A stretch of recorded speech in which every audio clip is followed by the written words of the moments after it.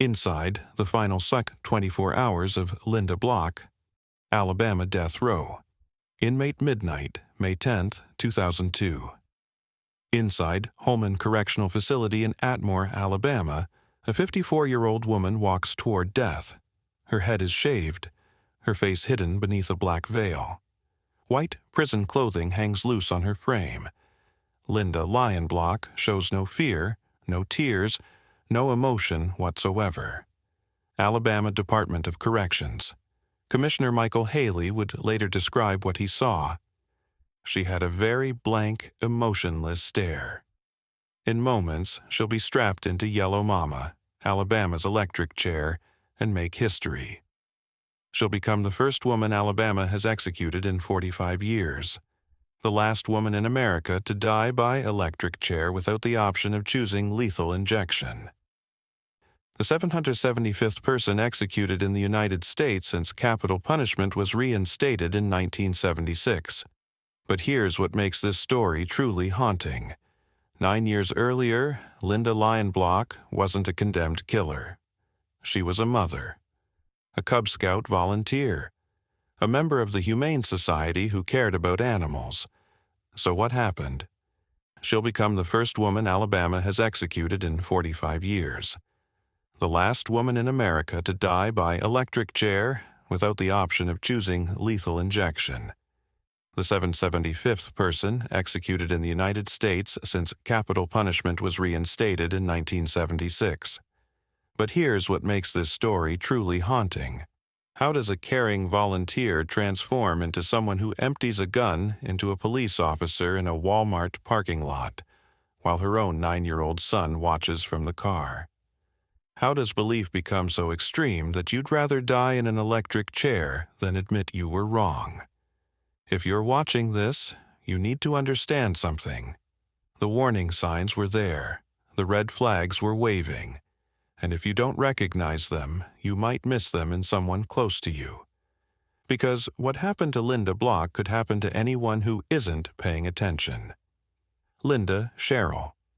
Lion Block was born on February 8, 1948, in Orlando, Florida, to Francis Stephen Frank Lyon and Berylene Owen. She grew up like many of us. Books instead of TV, volunteering instead of idle time. In her school days, Lynda was a quiet student, more fascinated by poetry and classical music than anything rebellious. Her father died of heart failure when she was only 10. Family was sometimes complicated, and she would later say her mother was physically and emotionally strict, leaving a mark that never quite faded.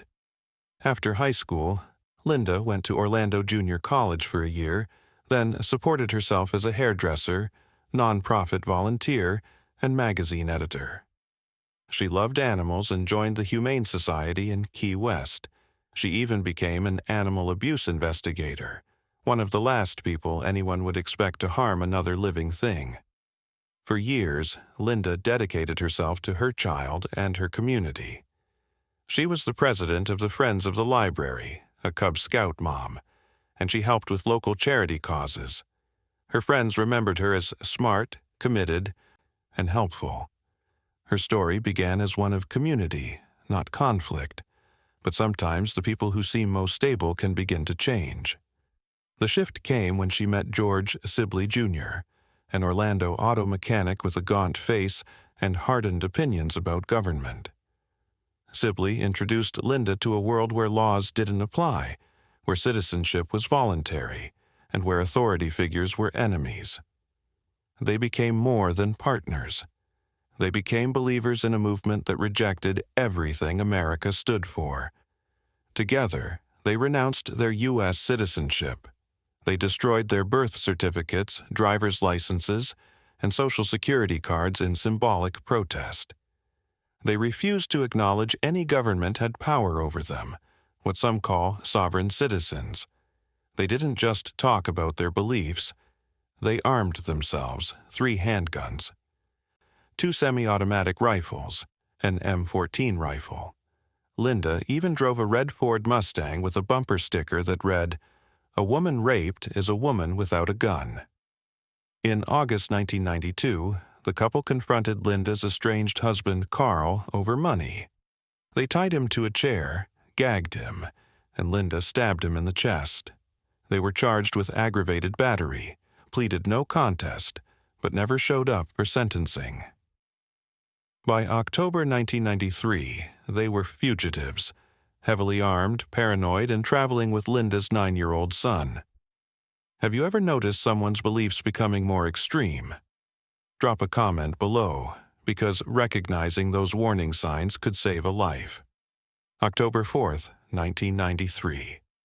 A Monday afternoon at the Walmart in Opelika, Alabama, population 25,000, where the store served as the de facto center of town. You couldn't pick a more public place for what was about to happen. Lynda Block, George Sibley, and her 9-year-old son had stopped so Lynda could use a payphone. They were on the run, fugitives from Florida, heavily armed and increasingly paranoid. While Lynda made her call, something went wrong inside the car. A passerby noticed the boy. He looked distressed, like he needed help. She walked over to Opelika Police Sergeant Roger Lamar Motley and expressed her concern. She even gave him the car's tag number.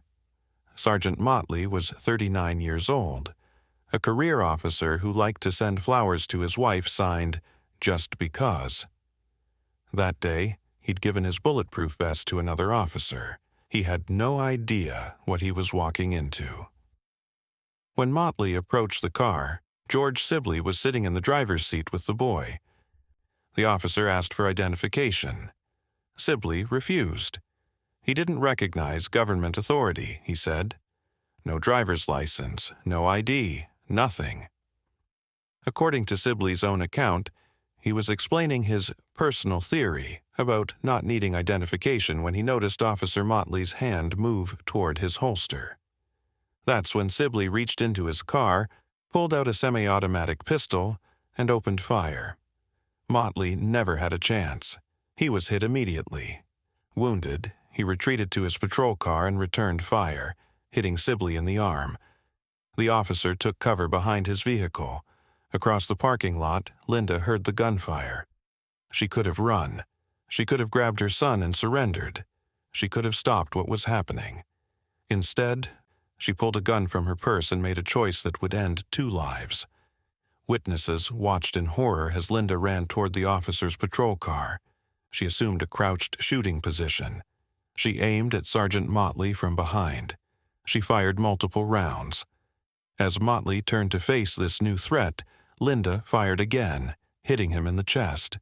The officer staggered into his patrol car, radioing for help as he tried to drive away.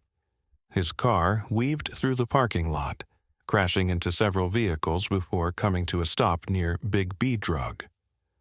Roger Lamar Motley died from his wounds. He left behind a wife who used to receive flowers signed "Just Because." He left behind colleagues who lost a friend. He left behind a community in shock.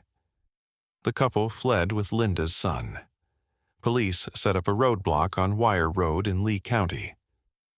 Recognizing the danger to her child, Lynda finally released him. For 4 hours, they held law enforcement at bay before surrendering. Here's the twist that changes everything. Forensic experts examined the ballistics extensively. They could never determine who fired the fatal shot, Lynda or George. Yet both would be sentenced to death. When Lynda Block walked into that Alabama courtroom, she made a decision that sealed her fate before the trial even began. She chose to represent herself. No legal training, no experience, just an unshakable belief that the entire judicial system was illegitimate. The trial judge warned her repeatedly. He explained the dangers. He offered competent court-appointed attorneys. He told her she was risking her life. She refused them all. Block was indicted under Alabama Code, paragraph 13A 540A 5, the capital murder of a police officer on duty. The charge carried one sentence if convicted: death.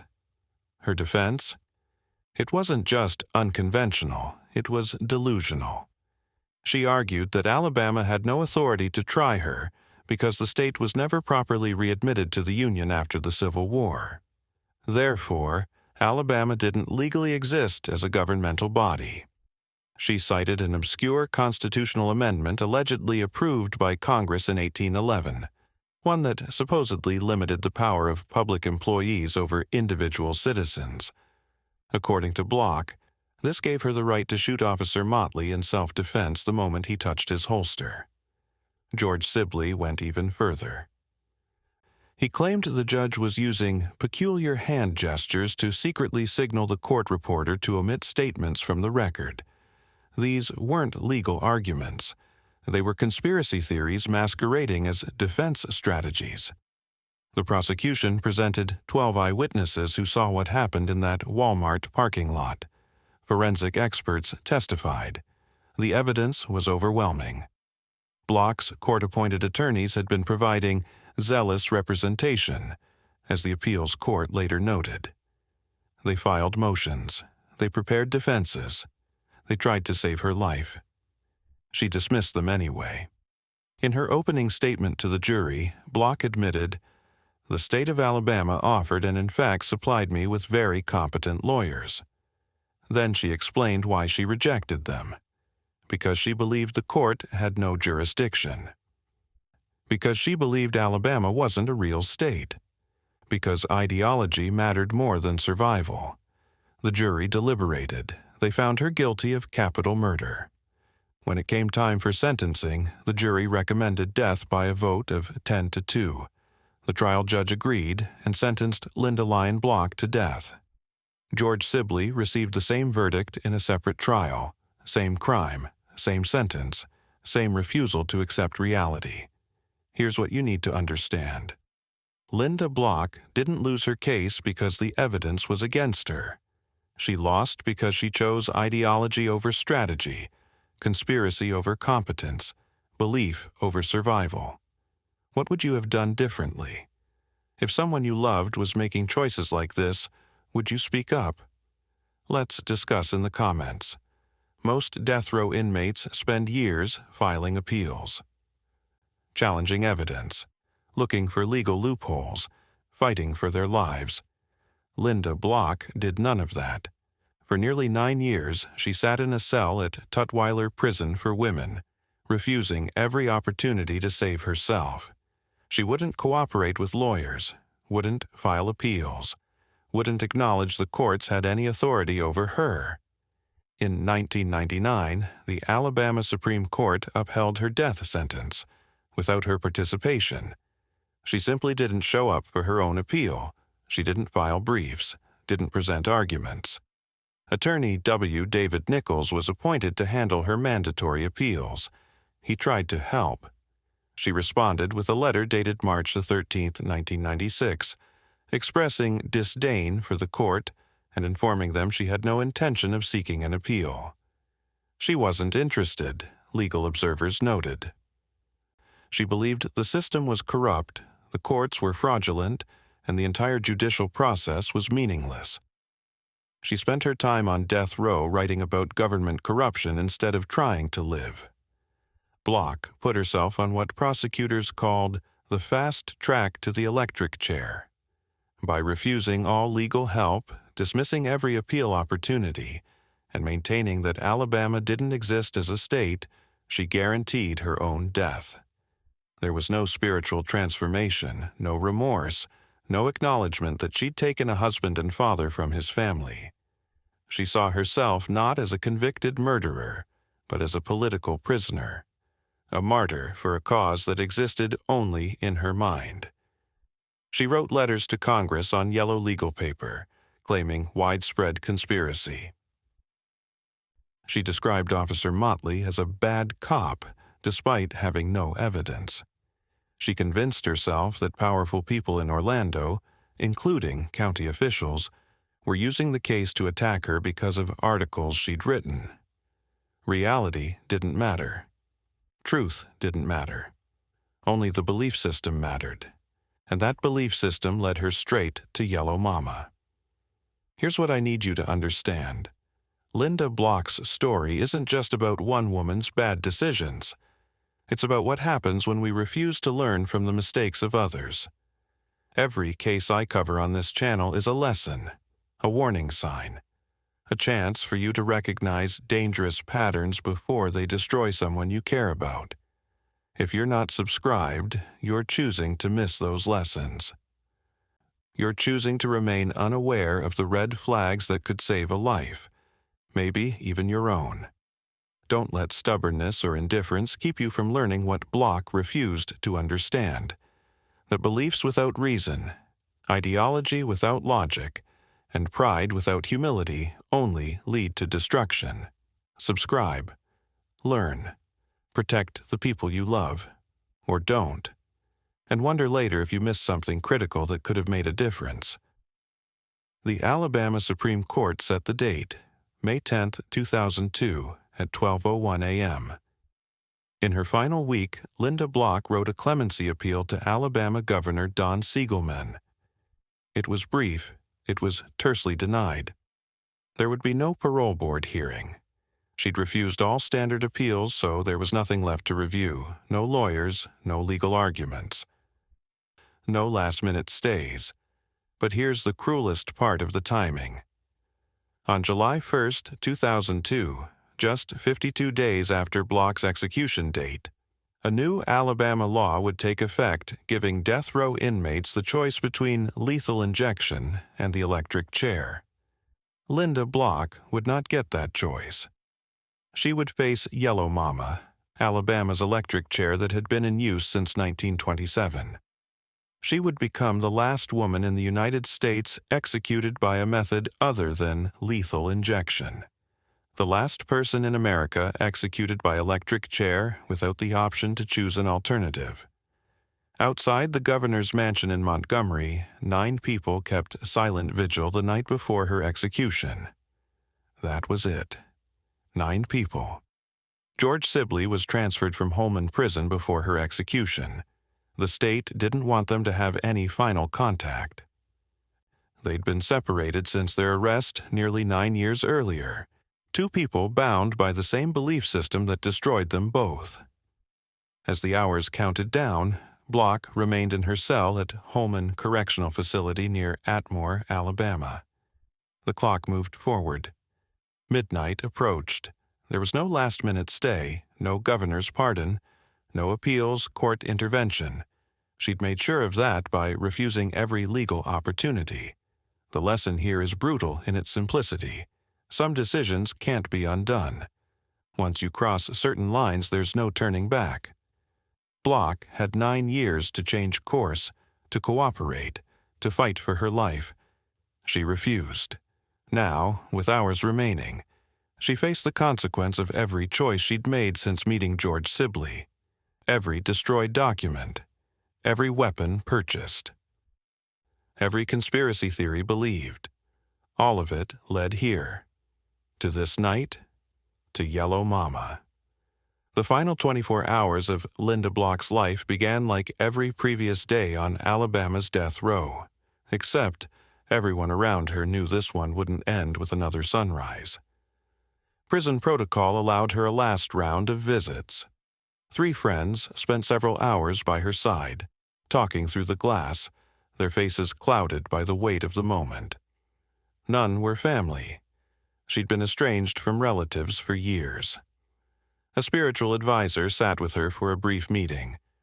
She listened quietly, but even in those last moments would not accept any comfort that asked her to doubt her beliefs. There was no reckoning. She refused to offer apologies or seek forgiveness. For Block, even with execution looming, repentance was something other people did. As the day wore on, routine took over. Corrections staff ran through final checks. Block was given the customary choice of a last meal. She declined, rejecting the tradition as she had every other ritual of death row. There would be no comfort food, no final requests, no words of remorse for the family of Sergeant Motley who would be watching from the other side of the glass. Commissioner Michael Haley observed her through the day, describing how she maintained a blank, emotionless stare. as if even now her fate belonged solely to her. In nearly 9 years of incarceration, few had seen her cry. As the clock ticked toward midnight, Block underwent final preparations inside Holman Correctional Facility. Her head was shaved, a requirement for electrocution to ensure proper contact with the electrodes. She was given white prison clothing to wear. A black veil would cover her face for the walk. What was she thinking in those final hours?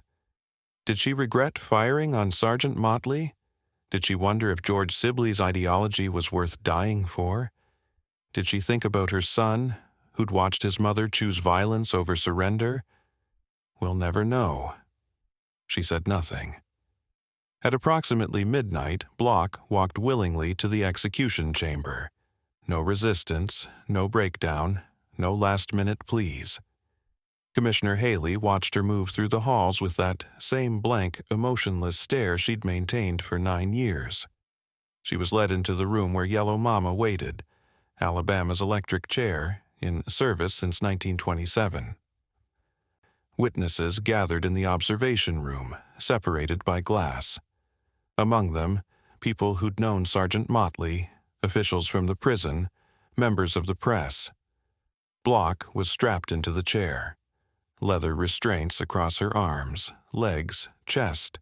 Electrodes positioned on her shaved head and leg, the black veil still covering her face. While restrained and helpless, prison officials read her the death warrant. She was asked if she had any final statement. One word, no. At exactly 12:01 a.m. on May 10, 2002, the executioner threw the switch. The first jolt delivered 2,500 volts for 20 seconds. Block's body tensed against the leather restraints as electricity coursed through her from head to leg. Witnesses in the observation room watched through the glass as the current did its work. The voltage dropped to 250 volts for 100 seconds. More time, more current. For 9 minutes, the process continued. 9 minutes that must have felt like an eternity to those watching. The smell of burned skin and hair filled the execution chamber, a detail witnesses never forget. At 12:10 a.m., Lynda Lyon Block was pronounced dead. She was 54 years old. She'd spent her final years convinced she was right and the world was wrong. She never saw her son grow up, never expressed remorse for Sergeant Motley's widow, never acknowledged that her choices had destroyed multiple lives. Yellow Mama had claimed its final victim. The chair that had been in service since 1927 would never be used again. When Lynda Lyon Block died at 12:10 a.m. on May 10, 2002, she entered the history books in ways she never anticipated.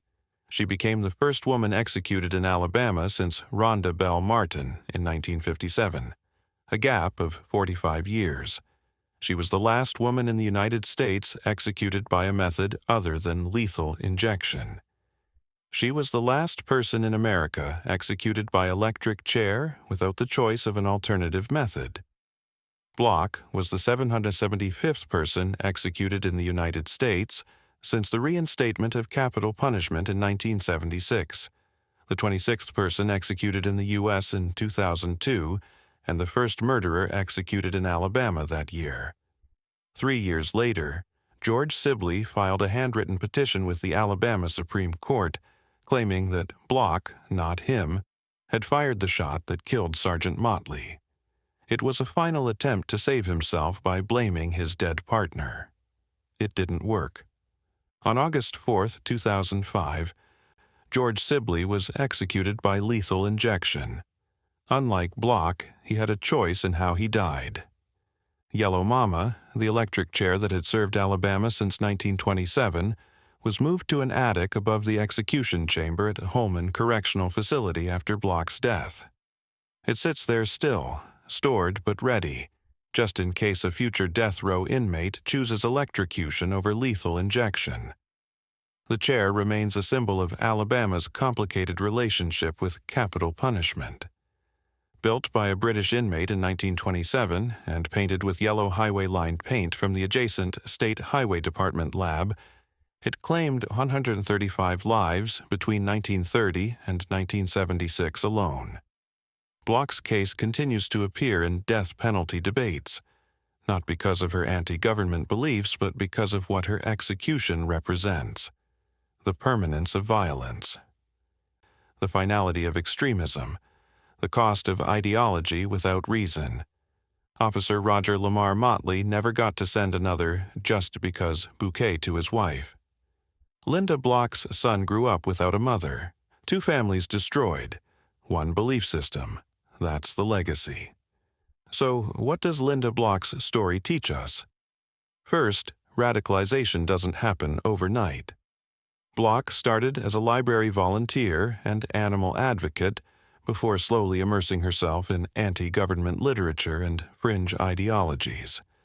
Her intelligence made her a persuasive advocate, but her beliefs evolved from political opinions into a rigid, all-encompassing system, a personal religion of defiance. The warning signs were there: the destroyed documents, the arsenal of weapons, the bumper sticker glorifying armed resistance, the refusal to acknowledge authority. But nobody stopped her. Nobody intervened before it was too late. Second, violence is irreversible. Officer Roger Lamar Motley went to work that day, planning to send his wife another just because bouquet. He never came home. His family lost everything in the seconds it took for bullets to leave 2 guns. Bloch's 9-year-old son watched his mother choose ideology over his future. He grew up without her because she valued being right more than being present. Third, belief systems can become prisons long before death row ever does. Bloch spent 9 years refusing every appeal, every lawyer, every chance at life, because admitting the courts had authority would mean admitting she'd been wrong. Her ideology trapped her more securely than any cell. She walked into that execution chamber a prisoner of her own mind.